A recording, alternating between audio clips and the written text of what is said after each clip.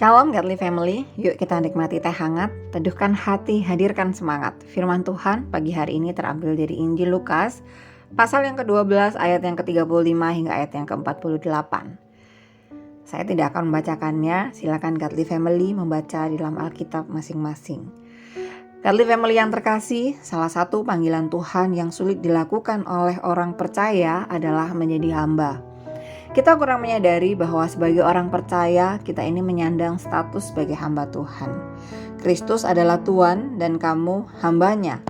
Tidak mudah menjadi orang percaya yang benar-benar memiliki hati hamba, karena kecenderungan setiap orang adalah ingin menjadi tuan, ingin menjadi yang terbesar, ingin menjadi pemimpin, ingin dilayani, tapi tidak mau melayani.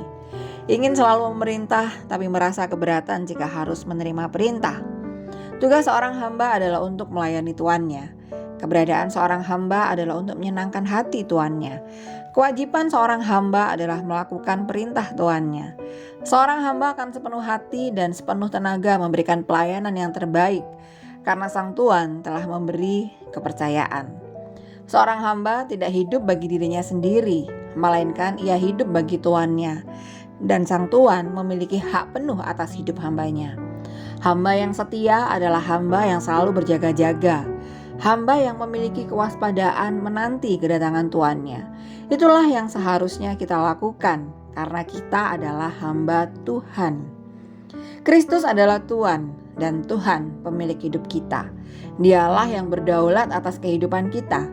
Karena itu kita mesti memperbarui panggilan pelayanan yang telah dipercayakan kepada kita agar keberadaan sebagai hamba yang setia dan siap sedia dalam melayani dapat terus kita lakukan.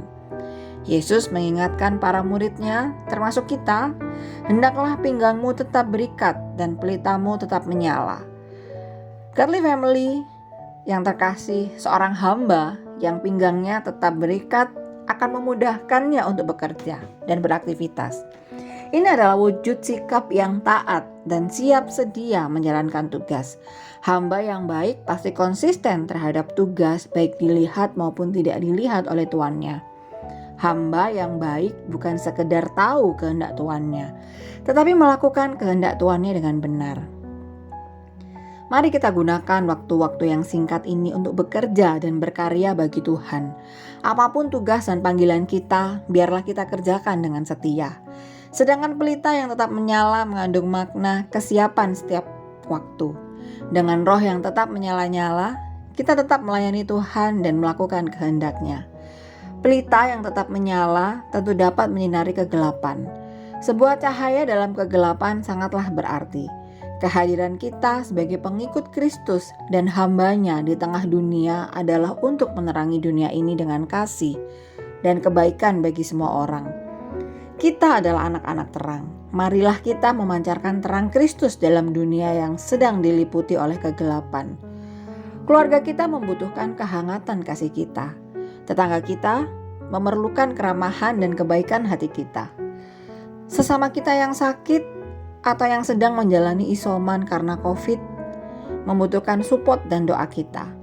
Sesama kita yang berduka karena kehilangan orang yang tercinta akan memperoleh penghiburan dari Tuhan melalui topangan kita. Ada banyak cara yang dapat kita lakukan untuk menjadi terang yang dibutuhkan orang lain. Karena apapun juga yang kamu perbuat, perbuatlah dengan segenap hatimu seperti untuk Tuhan dan bukan untuk manusia. Setiap tugas mesti dituntaskan dan akan dipertanggungjawabkan kelak.